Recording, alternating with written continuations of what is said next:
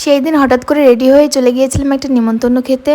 আর নিমন্ত্রণটা ছিল তোমাদের দাদার এক বন্ধুর জন্মদিনের।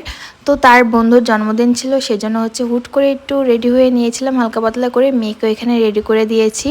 আর প্রচণ্ড গরম ছিল সেই দিন, এজন্য আমরা তাড়াতাড়ি রেডি হয়ে নিয়েছি হালকা পাতলা ড্রেস পরে। তো আমি কিভাবে রেডি হয়েছি সেটার ভিডিওটা তোমাদের সাথে একটু শেয়ার করি। হালকা করে একটু মেকআপ বেস করবো, এই জন্য মুখটাকে আগে প্রিপেয়ার করে নিচ্ছি। একটা সুথিং জেল আর একটু ময়শ্চারাইজার দিয়ে মুখটাকে একটু ভালো করে প্রিপেয়ার করে নিয়েছিলাম। আর এটাই আমার বিয়ার ফেস। তোমরা দেখতেই পাচ্ছ আমার স্কিনটা আগে থেকে অনেক বেশি ভালো হয়েছে কিছু স্কিন কেয়ার প্রোডাক্ট ইউজ করে। আর সেটার ভিডিও আমি কিন্তু আমার পেজে অবশ্যই দিয়ে দিয়েছি। এখানে একদম অল্প পরিমাণ ফাউন্ডেশন নিয়ে আমি ফাউন্ডেশনটাকে ব্লেন্ড করে হালকা একটু পাউডার দিয়ে আমার ফেসটাকে একটু সেট করে নিচ্ছি। তারপর আমার মেকআপটা সেট হয়ে গেলে এখন আমি আইলাইনারটা দিয়ে নিব। আর আইলাইনারটা দেওয়ার সময় আমার সবচেয়ে বেশি ভয় লাগে, কারণ দুটো আইলাইনার দুই রকম হয়ে গেলে একদমই বাজে দেখাবে। তো আইলাইনার দিয়ে নিচ্ছি, আর আমার অন ক্যামেরাতে আইলাইনার দিতে খুবই কষ্ট হয়।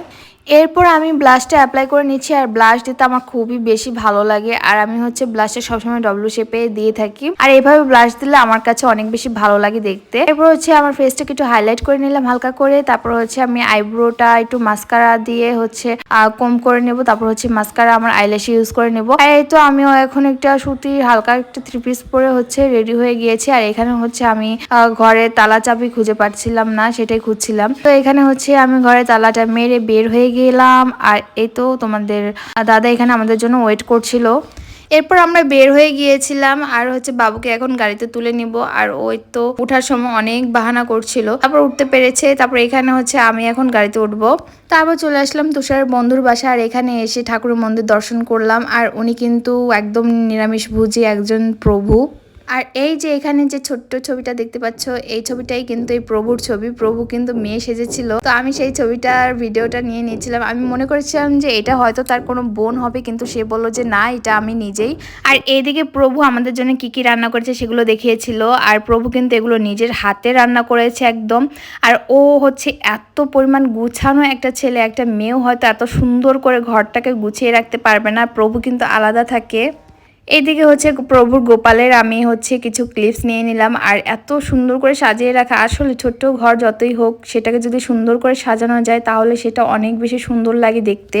আসলে প্রভুর জন্মদিনটা ছোটোখাটো করে অনেক মজা করে হয়েছিল। তারপর প্রভুর এই বার্থডে কেকটা বের করে নিলাম। আর এই তো আমরা সবাই এখানে দাঁড়িয়েছিলাম উনি কখন কেক কাটবে সেটার জন্য।